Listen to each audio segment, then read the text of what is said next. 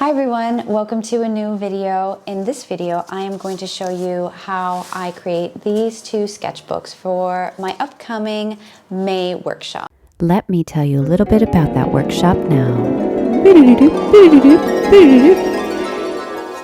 Hi everyone, welcome to a new video, and I wanted to talk to you today a bit about my upcoming workshop that I'm going to be offering in the month of May.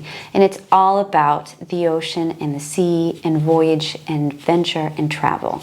Since I live in a coastal village here in Brittany, I thought the topic fit perfectly for the month of May when hopefully we will have better weather. And so I'm dividing it into 4 different lessons.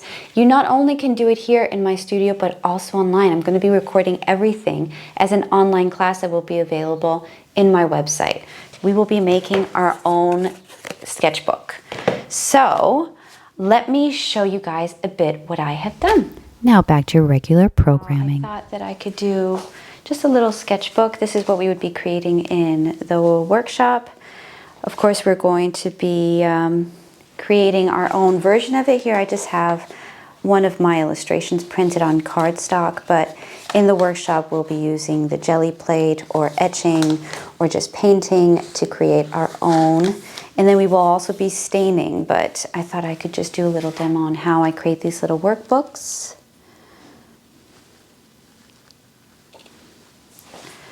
They're quite easy to make at home. You do need this. This is a tool for bookbinding. I got this, I believe, on Amazon. They're quite easy to find. So this is the actual thread used for bookbinding. So I'll do 1, 2, and 3. It's always better to have more than less. And you need a thick needle to go through all the pages and for the thread to go through. It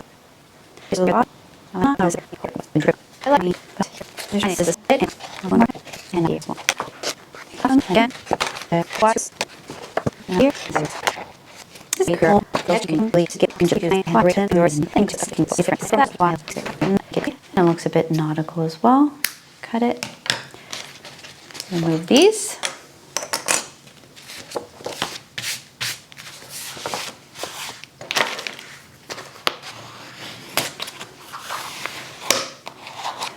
And there you have your nice sketchbook. If you want to have it nicely flat, then you can lay large books on top of it and keep it there for several hours, and it'll keep it. And then you can also, if you want to use my design, which I'll have available as the course material, you can then paint this yourself, especially if you print it on mixed media paper or watercolor paper. In my class, in my in-person class, we will be doing cyano type cloth to then decorate our books if we want to do that. So that's just an extra special thing that we can do.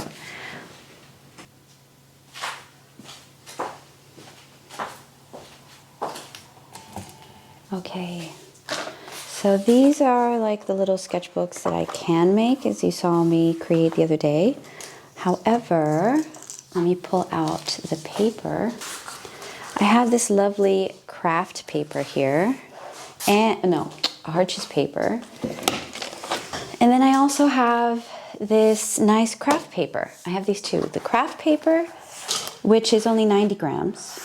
And then I have the Arches, which is 300 grams. And these are sheets. And I love the nice teared sides. I just absolutely love this paper. So I was thinking of just using like 2 sheets of this. Yeah, I think 2 is enough. And then some craft paper. And then I have this colored cardboard that I can use for the cover.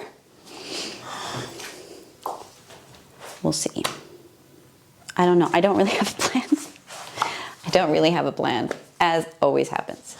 But I thought it would be kind of cool just to see what I can make. So I have my iPad here. I was going to go over how things are done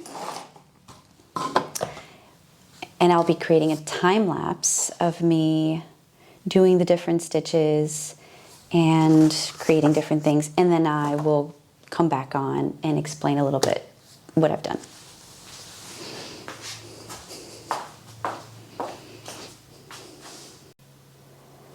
Okay, so I have created the signatures. I have my cardboard base cover, and I've poked the holes into the signatures but not into the base cover. Before I do that, I wanted to create a jelly plate design that I'm going to transfer, hopefully, onto this cardboard. So I was going to pick, they have a smooth surface, so it should work. And I think I'll just grab the first white one. Just do white. And then I'm going to cut it down to fit the cardboard. And then I'll create the holes. And I found, oh my God, I looked everywhere. I need to have a better system with storing things. I found my etchings, and a lot of them is with, you know, sea life themes. Like there's this really nice whale. And I thought, why not use my etchings to design something nice? Maybe I'll do like the fish and the whale. And then I have another fish and the seahorse, which I really like. There's another fish scene. So I thought I'm gonna do that. See if it works. Let's see. I'll have to wash them immediately off with a paper towel, which I'll find somewhere. But so the colors I have here, they're all different tonalities of blues. This one's kind of empty. I have some cheap action paints, but then I also have my Amsterdams, and I'm going to keep some cheap action paints for my workshop because they're good for certain things. But for other things, I have bought more standard, this one's an expert series, but standard Amsterdam acrylic paints because I prefer them. They're pretty good, especially for jelly plates. The only one that I'm using that is above the standard level is the expert level, but it's because this is more opaque. So I'm going to first do a base. No, I'm gonna first do the line with the petrol. Are we ready for another jelly plate disaster? That's what I'm gonna do. Oops.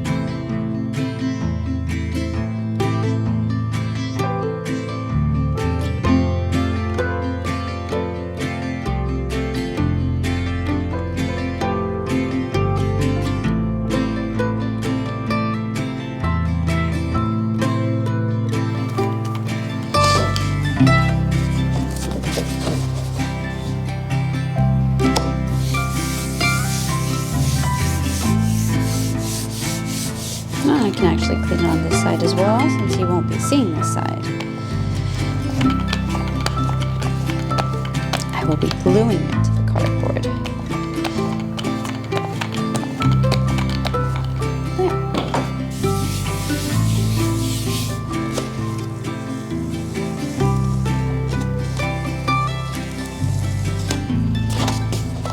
Cool.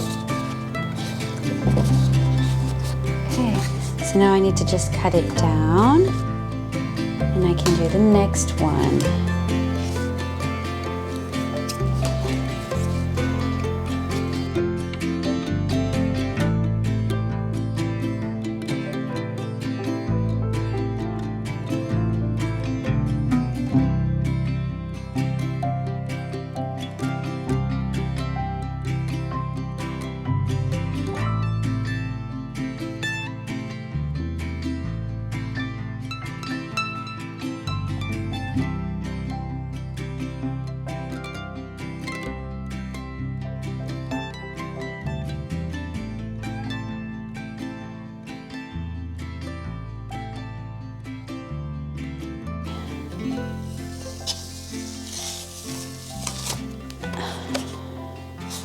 You see nothing?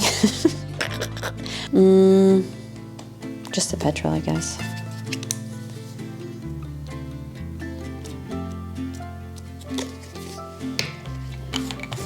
This is what happens when I don't think clearly about colors.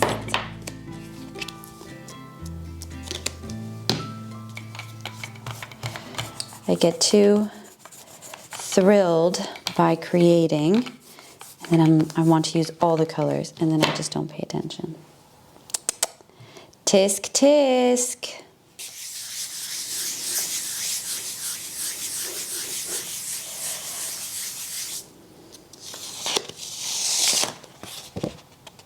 There you kind of see it.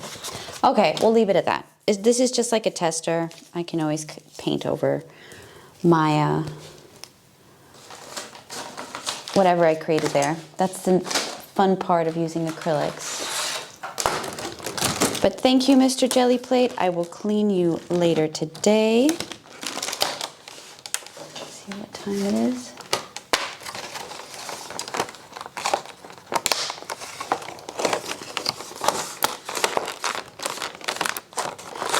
All right, and so now I can glue this down and then cut it. Do the same with this one. Glue this down and cut it. So I'll put it away in my paints and I will be right back. All right, so sit down and relax and watch this time lapse of me creating my model sketchbook.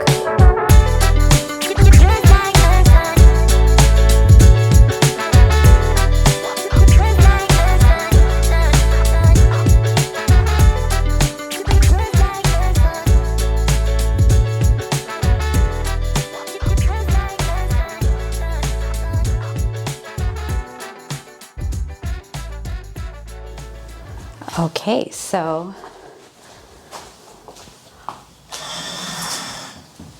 all right. Okay, so as you can see from all the mess on my desk, I finished it. It's a prototype. Inside, I still want to cover this here and this side as well with something, maybe just white paper, I don't know. But I think it turned out nicely as a nice little prototype.